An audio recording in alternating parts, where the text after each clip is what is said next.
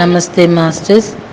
మన భరత భూమి మీద మనకి తెలిసిన మహాయోగీశ్వరులు, యోగినులు ఎంతోమంది జన్మ తీసుకొని ఉన్నారు. వారి జీవితాలు, వాళ్ళ జీవనాలు, వాళ్ళ ప్రబోధాలు మనం వింటేనే మనకు ఒక ఇన్స్పిరేషన్ వస్తుందండి. పత్రి సార్ ఎక్కువ యోగులు, యోగీశ్వరులు సమాధుల దగ్గర ధ్యానం చేయమంటారు. వారి గురించి ఎక్కువ తెలుసుకోమంటూ ఉంటారు. ఆ ప్రయత్నమే మాస్టర్స్ ఇది. సో మనం అందుకొని అందించటం అనేది మహద్భాగ్యం కదండి. మరి ఈరోజు మనము రాజరాజేశ్వరి అవతారమైన జిల్లెళ్ళమూడి అమ్మ అనసూయమ్మ గురించి తెలుసుకుందామా? ఆంధ్రులను ఉద్ధరించిన మహాయోగిని, కడలి రూపాన్ని ధరిస్తే ఇలాగే ఉంటుందనిపించేంత గంభీరమైన ఆకృతితో, దిగాంతాల వరకు సాగే ప్రశాంతమైన చూపులతో కనిపించే అనసూయమ్మ అందరికీ అమ్మ. తన వాత్సల్యపూరిత చూపులతో ఈ జగత్తును అర్ధరం చేసి దయామయి జిల్లెలమూడి అమ్మ మహాజీవితంలోని కొన్ని ముఖ్య విశేషాలు మనం తెలుసుకుందాము. గుంటూరు జిల్లా పొన్నూరు తాలూకాలోని మన్నవ గ్రామంలో ఒల్లూరు సీతాపతి శర్మ రంగమ్మ గారులకు 1923 మార్చి 28వ తేదీ అరుణోదయాన అనసూయమ్మగా అమ్మ జన్మించింది. అష్టసిద్ధుల్ని కైవసం చేసుకున్న కుర్తాళం శ్రీ మౌనానంద స్వామి 1922లో మన్నవ గ్రామంలో కొంతకాలం ఉన్నారు. ఆ ఊరి రాజ్యలక్ష్మి దేవాలయంలోని అమ్మవారి విగ్రహం క్రింద వారు శ్రీ రాజరాజేశ్వరి దేవి యంత్రాన్ని స్థాపించారు. అమ్మవారి అంశ ఆ దేవాలయం ధర్మకర్త అయిన వల్లూరి సీతాపతి రంగమ్మ దంపతుల ఇంట్లో త్వరలో అవతరించబోతుందని అప్పుడే వారు ప్రకటించారు. ఆ మహానీయుని భవిష్యవాణి నిజమై అమ్మ అక్కడ జన్మ తీసుకుంది. పసిబిడ్డగా ఉన్నప్పటి నుంచే ఆమె ఎన్నెన్నో అద్భుతాలు ప్రదర్శించేది.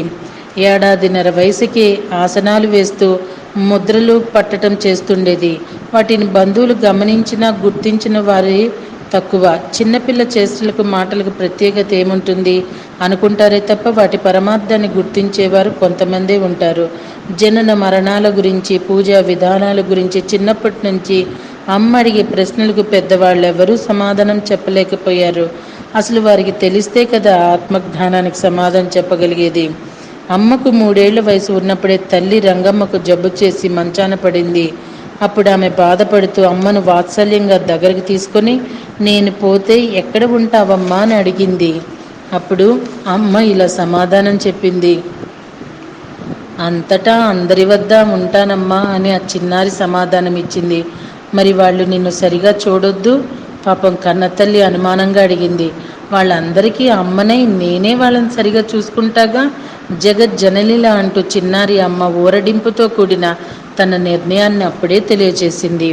1927లో కుర్తాళం మౌనస్వామి వారు చీరాలలో నూనె పానకాల ఇంట్లో ఉన్నప్పుడు 5 ఏళ్ల అనసూయమ్మ తన తాతమ్మ మరిడమ్మతో కలిసి చీరాలకు వెళ్ళి స్వామితో ఏకాంతంగా తత్వగోష్ఠి చేసింది. ఆ వయసు నుంచి ఆమె తన దివ్య స్పర్శతో చనిపోయిన వాళ్ళను బ్రతికించడం, చెడు ఆలోచనలతో వచ్చే వాళ్ళ మనసులను శుద్ధిపరిచి వారిని పవిత్రులుగా చేయటం చేసేది. ఆమె మహిమలను చూసి ఆశ్చర్యపోతూ మాకు గతేమిటి అన్న వారి ప్రశ్నకు అందరికీ సుగతే అని సమాధానం చెప్పి ధ్యాసే ధ్యానమని బోధించింది ఆమె. మనుషులకే కాకుండా పశు పక్షాదులకు కూడా బాల్యం నుంచి అమ్మ అన్నం పెట్టేది. ఎదుటివారి అవసరాలకు తన ఒంటిపై ఉన్న నగలను కూడా తీసివ్వటం అమ్మకు చిన్నతనం నుంచి వచ్చిన అలవాటు. అమ్మకు మడి, మైల, కులం, మతం, జాతి భేదాలు ఏవీ ఉండేవి కావు. ఆమె జ్ఞాపక శక్తి ఎంత అమోఘం ఉందంటే తన చిన్ననాటి విషయాలే ఎంతో చక్కగా మర్చిపోకుండా పుట్టకముందు ఆయా వ్యక్తుల జీవితాల్లోని విశేషాలు కూడా కళ్ళల్లో చూసినట్టుగా చెప్పేది. ఏ వ్యక్తి ఎప్పుడు ఎక్కడ ఎన్నిసార్లు తన దగ్గరకు వచ్చాడో చెప్పటం వంటివి ఊహకు కూడా అందనంత చెప్పేది. 1936 మే 5వ తేదీ బ్రహ్మాండం నాగేశ్వరరావు గారితో అమ్మ వివాహం జరిగింది. ఆయన జిల్లెలమూడి గ్రామ కరణం. వీరి సంతానం 2 కొడుకులు, సుబ్బారావు, రవి. తన కూతురు హైమ. 1968 మే 6వ తేదీన కూతురు హైమ తీవ్రమైన అనారోగ్యానికి సోకి మరణించింది. కూతురి మరణం పట్ల అమ్మ ఎప్పటికప్పుడు బాధపడినా జరగవలసిన పద్ధతులన్నీ మామూలుగా ముగించి దుఃఖఛాయలు ఏవీ లేని ఒక జెన్ మాస్టర్ల మరుసటి నాటి నుండి ఆశ్రమ కార్యక్రమాలని యథావిధిగా జరిపించింది. 16/2/1981 బ్రహ్మాండ నాగేశ్వరరావు గారు గుండెపోటుతో మరణించారు. విధులన్నీ పద్ధతి ప్రకారం జరిపిన తర్వాత అమ్మ మళ్ళీ యథావిధిగా తన ఆశ్రమ దినచర్యలో పాల్గొనటం కూడా మరొక అద్భుతమైన విషయం. భర్తను గురించిన మంగళకరమైన సజీవ భావనే స్త్రీని సదా సుమంగళిగా ఉంచుతుందని సందేశం ఇచ్చిన అమ్మ అందుకు నిదర్శనంగా తాను చనిపోయేంత వరకు కూడా పసుపు కుంకుమలతో కళకళలాడుతూనే ఉంది. చాలా కాలం వరకు తనను చూడవచ్చే వారికి అమ్మ తానే స్వయంగా వండి పెట్టేది. జనం పెరిగే కొద్దీ వేరే ఏర్పాటు ఏదైనా చేస్తే బాగుంటుందన్న విషయమే అమ్మను ఒప్పించిన భక్తులు 15/8/1958 ఆశ్రమానికి వచ్చే వాళ్ళందరికీ అన్నపూర్ణాలయం ఏర్పాటు చేశారు. ఎవరు ఎప్పుడు కనపడినా అమ్మ మాట్లాడే మొదటి మాట అన్నం తిన్నావా అన్నదే. అన్నపూర్ణాలయాల్లో జరిగే నిరతాన్నదాన కార్యక్రమాన్ని ఎవరైనా అమ్మ ముందుకు ప్రశంసిస్తే, ఎవడి అన్నం వాడే తింటున్నాడు, మనం పెట్టేదేమిటి, వాడిది ఇక్కడ లేకపోతే వాడు రాలేడు కదా అంటూ అమ్మ సమాధానం చెప్పేవారు. అమ్మ ఉనికితో జిల్లెలమూడి గ్రామం గొప్ప పుణ్యక్షేత్రం అయ్యింది.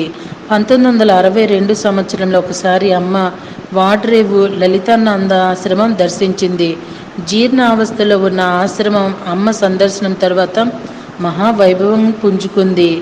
అమ్మను దర్శించిన మహనీయుల్లో కళ్యాణానంద భారతి, చీరాల నరసింహయోగి, మాల్పూరు సుబ్రహ్మణ్యం శాస్త్రి, లక్ష్మణ యతీంద్రులు, ఎక్కిరాల భరద్వాజ గారు మొదలగు ఎందరో ఉన్నారు. కళ్యాణానంద భారతి గారిని కలిసి వారిచే మంత్రదీక్షను పొందాలని అమ్మ బయలుదేరి వారి దగ్గరకు వెళ్ళినప్పుడు గొప్ప జ్ఞాని అయిన శ్రీ కళ్యాణానంద భారతి అమ్మ చూపుల లోతుల్లోకి అద్భుతమైన జ్ఞానసుధను అందుకునే కళ్ళనీళ్లు పర్యంతరమైపోయారు. 1970వ సంవత్సరంలో పత్రిజీ కూడా అమ్మను దర్శించుకున్నారు. అప్పటికి పత్రిజీకి ఇంకా ధ్యాన పరిచయం లేదు. ఉద్యోగ ధర్మంలో భాగంగా తెనాల్లో ఇన్కమ్ ట్యాక్స్ ఇన్స్పెక్టర్గా ఉన్నప్పుడు వారు జిల్లెలమూడి గ్రామాన్ని ప్రత్యేకంగా సందర్శించి అమ్మ సమక్షంలో గంట సేపు గడిపి ఎంతో ఆత్మానుభూతిని పొందారు. అమ్మ ఒకేసారి ఎందరెందరో భక్తులకు వారి వారి ప్రదేశాల్లోనే దివ్య దర్శనాలు ఇస్తూ తన విశ్వవ్యాప్తత్వాన్ని చాటుకుంది. ప్రముఖ ఆధ్యాత్మిక ఆచార్యులు మాస్టర్ ఈకే భరద్వాజ గారు అమ్మ సన్నిధానంలో చాలా కాలం గడిపి ఆమె దివ్య దర్శనాలన్నిటికీ సాక్షిగా నిలిచారు. నాకు ఎవ్వరూ శిష్యులు లేరు, ఉన్నవాళ్లంతా నాకు శిశువులే అంటూ తన మాటల్లో, చూపులతో, మరి హృదయంలో అనంతమైన మాతృత్వాన్ని నింపుకున్న అమ్మ చాలా వరకు తన దర్శన మండపంలో ఒక మామూలు కుర్చీలో కూర్చొని ధ్యానం చేసుకుంటూ ఉండేవారు. తన దర్శనానికి వచ్చిన వాళ్ళతో ఆవిడ చక్కటి తెలుగుతో సరదాగా మాట్లాడుతూ వారికి ఆహ్లాదాన్ని పంచేవారు. అమ్మను దర్శించుకున్న విదేశీ భక్తుడు రీచార్డ్ ఫిష్మన్ అనే తన అద్భుత గ్రంథం అమ్మ జీవితంలో అమ్మ అవతార విశిష్టత గురించి, ఆవిడ లక్షణాల్లో సమాధి యోగంలోకి వెళ్ళే అద్భుతాన్ని గురించి, మరి దిగంతాల్లోకి చూసే ఆమె చల్లని వాత్సల్యపూరితమైన చూపుల గురించి ఎంతో హృదయంగా వివరించారు. అమ్మ సన్నిధిలో పెళ్లిళ్ళు జరుపుకుందామని వచ్చిన జనానికి ఎడతెరిపి లేని వర్షం ఒక పరీక్షగా మారేది.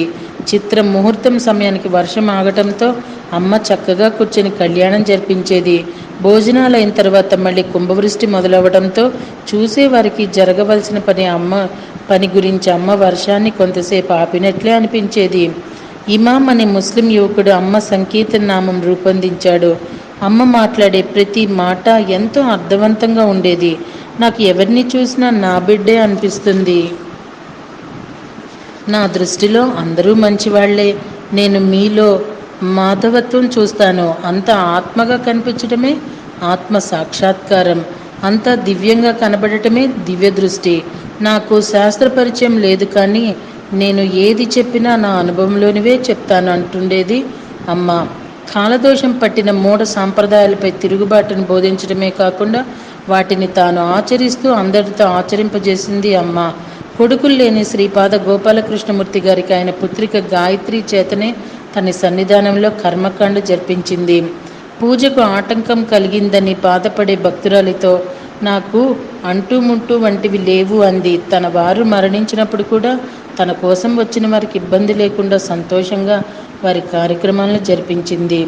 అమ్మ జ్ఞానమే బ్రహ్మజ్ఞానంగా నిర్వచించిన అమ్మ సంకల్ప శక్తియే దైవమని, దుష్ట సంహారం అంటే దుష్టత్వాన్ని సంహరించడమని, రూపరహితుడు అంటే అన్ని రూపాలు తానే అయినవాడని బోధించేది. అమృతయత్నం అంటే మృత్యు గురించి భయం లేకపోవడమని, సహించలేనిది హింస అని, సర్వాన్ని స్వాధీనం చేసుకున్నదే సాధ్వి అని, గుర్తు చూపించేవాడు గురువని, తృప్తే ముక్తి అని, సందర్భానుసారంగా శబ్ద చమత్కారాలను ప్రయోగిస్తుండేది. చేతనాలకే కాదు శబ్దార్థాలకు కూడా అమ్మే. అవధూతలు యోగులు మానవాళికి చేరవలసిన మేలు అంతా చేసి, బోధించవలసిన అన్నీ బోధించి, అందించాల్సిన సందేశాలను ప్రచారం చేసి, తాము వచ్చిన పని అయిపోగానే తమ అవతారాలను చాలిస్తారు. అలా అమ్మ కూడా 1985 జూన్ 12వ తేదీన మహాసమాధిలో తన భౌతిక ప్రయాణాన్ని చాలించారు. ఆమె పార్థవ శరీరాన్ని అమ్మ కోరిక మేరకు జిల్లెలమూడిలోని అనసూయేశ్వరాలయంలో ఖననం చేశారు. ఆ తరువాత 1987 సంవత్సరంలో అమ్మ పాలరాతి విగ్రహం ప్రతిష్ఠించి భక్తులు అక్కడ క్రమం తప్పకుండా భక్తి ప్రపత్తులతో అమ్మకు పూజలు జరుపుతూ ఉన్నారు. దైవ సంకల్పం కాదు, సంకల్పమే దైవం. ఆ సంకల్పం నిస్వార్థమైనప్పుడు అది జగత్తుకు మంగళదాయిని అవుతుంది. బలంగా, దృఢంగా, విస్తృతంగా, సర్వశ్రేయదాయకంగా రూపుదాల్చి కాలికమవుతుంది. కనుక పదుగురికి అక్కడికొచ్చిన సంకల్పమే దైవం అన్నారు అమ్మ ఉపదేశామృతం. అంతరంగం మించిన అధ్యాపకులు లేడు, కాలాన్ని మించిన గురువు లేడు, లోకాన్ని మించిన సద్గంధం లేదు, జీవితాన్ని మించిన వేదాలు లేవు, దైవాన్ని మించిన మంచి మిత్రుడు లేడు, జ్ఞాపకాలను మించిన శాస్త్రాలు లేవు అంటూ వేదాంతాన్ని, జీవితాన్ని అభేదంగా చూస్తూ జీవించిన జిల్లెలమూడమ్మ జగత్తుకిచ్చిన ఉపదేశామృతం మనందరి కోసమండి. అది దేనిని విడిగా చూడనిది, అన్నీ తెలిసినా తెలుస్తున్నట్లుగా ఉండనిది, అన్నీ తానైనది, తానేమీ కానిది, ప్రత్యేకంగా లేనిది. ఇదే జ్ఞానం. ఇది నాశనం లేనిది. దీని స్థితి అక్షయం. జరుగుతున్న అన్ని మార్పులకు సాక్షిగా ఉండే నిత్య సత్య శాశ్వతమైనది. అదే బ్రహ్మ. అనగా అనగా మాటే మంత్రమవుతుంది. ఆ మంత్రం మనసును ఒకే స్థాయిలో నిలబెడుతుంది. మరి ఆ స్థాయిలో మనసు అచలమవుతుంది. అచల స్థితిలో మంత్రం అవసరం ఉండదు. ఆ స్థితి ఏర్పడే వరకు అనేవాడు వినేవాడు విడివిడిగా ఉండరు. సో మాస్టర్స్ ఇక్కడ సేతు చెప్తున్నారు, మరి ఇదే చెప్తున్నారు కదండి. ఏదైతే మనము ఒకటి అనుకుంటూ ఉంటామో, మననం చేసుకుంటూ ఉంటామో, అది ఎక్కువగా మనం చేసిన మనల్ని మన కాన్షియస్, మన సబ్ కాన్షియస్ తీసుకొని మన చైతన్యానికి ఇచ్చి అది ఒకనాటికి రూపుదాలుస్తుంది అని తెలియచేశారు. అదే అమ్మ కూడా తన భాషలో తెలియజేస్తున్నారు. అందుకే మాస్టర్స్ ఎప్పుడు పాజిటివ్గా ఆలోచిస్తూ మనకేది జీవితంలో అవసరమో అది అనేక సార్లు, ఉదాహరణకు నేను ఆరోగ్యంతో ఉన్నాను, ఆనందంతో ఉన్నాను, సంపదతో ఉన్నాను, ఇలాగా మనకి ఇట్లా నెంబర్ ఆఫ్ టైమ్స్ మననం చేసుకోవటం వల్ల నాన్ పాజిటివ్ థింకింగ్కి దూరం అవుతాము. పాజిటివ్నెస్ని ఏర్పరచుకొని అది మనము సృష్టించుకోగలుగుతాము. ద్వంద్వంలో కలిగేవి మరి కనబడేవి అన్నీ కూడా అసంపూర్ణాలు, అర్ధసత్యాలు. మనం వేరు, దైవం వేరు అనుకోవటం అపరిపక్వమే. భిన్నం కాదనుకోవటమే రాగరహిత స్థితి. శాస్త్రం అంటే ఆచారమా, సాంప్రదాయమా, అలవాట, జ్ఞానమా? తనంతట తాను ఏర్పడిందా? ఎవరైనా వ్రాసినదా? అది స్థిరమా? జాతి, కుల, వర్గ అవసరాలన్నింటినీ శాస్త్రం నడిపించగలదా? మారుతున్న సమాజ పోకడలు శాస్త్రాలకు పొంతన ఉన్నదా? బహుశా శాస్త్రగత సంగతులు ఆయా దేశకాల పరిస్థితులకు అన్వయించుకుంటే తప్ప, అనుభూతి పొందితే తప్ప శాస్త్రాల పూర్ణత్వం, సమగ్రత్వం అర్థం కాదు. ఉన్నదంతా దైవమే అయినప్పుడు నీకు ఏ దేవుడు అంటే ఇష్టమని ప్రశ్నించటమే లోపభూయిష్టం అంటున్నారు అమ్మ. చేసేది మాత్రం కర్మ కాదు. చేసేది, గీసేది, వ్రాసేది, అనుకునేది, అంటున్నది, వింటున్నది అంతా కర్మే. కదలికలు, మెదలికలు అన్నీ కర్మలే. ప్రకృతిలో సంభవించే ప్రతి మార్పు కర్మే. ఒకే అమృతంలోంచి వెలువడినవన్నీ పంచామృతాలే. కర్మేంద్రియాలు, జ్ఞానేంద్రియాలు, పంచభూతాలు, తన్మాత్రాలు, పంచకోశాలు ఇవన్నీ ఒకే మూలం నుంచి వచ్చినవి. ఆ మూలమే ఆత్మ. ఆత్మకు వాడు వీడు ఇది అది అక్కడ ఇక్కడ అంటూ లేవు. అంతా తానే, అన్నీ తానే ఉండటమే దాని స్థితి. పాలు, పెరుగు, మీగడ, వెన్న, నెయ్యి అంటూ వీటన్నిటికీ మూలం పాలు అని, చర్మం నెయ్యి అని అనుభవిస్తున్నాం. అంతా ఒకటే, అయినా దాన్నే అనేకంగా భిన్న రుచుల్లో చవి చూస్తున్నాం. మనం ఏ పని చేసినా లోకోత్తరంగా ఉండాలి. మనల్ని ఎవరో మెచ్చుకోవటం కాదు, అందరూ మెచ్చే రీతిలో, అందరికీ నచ్చే రీతిలో మనం పని చెయ్యాలి. ప్రయత్నం అందించే ఫలితం అందరికీ చెందాలి, అందరూ ఆనందించాలి.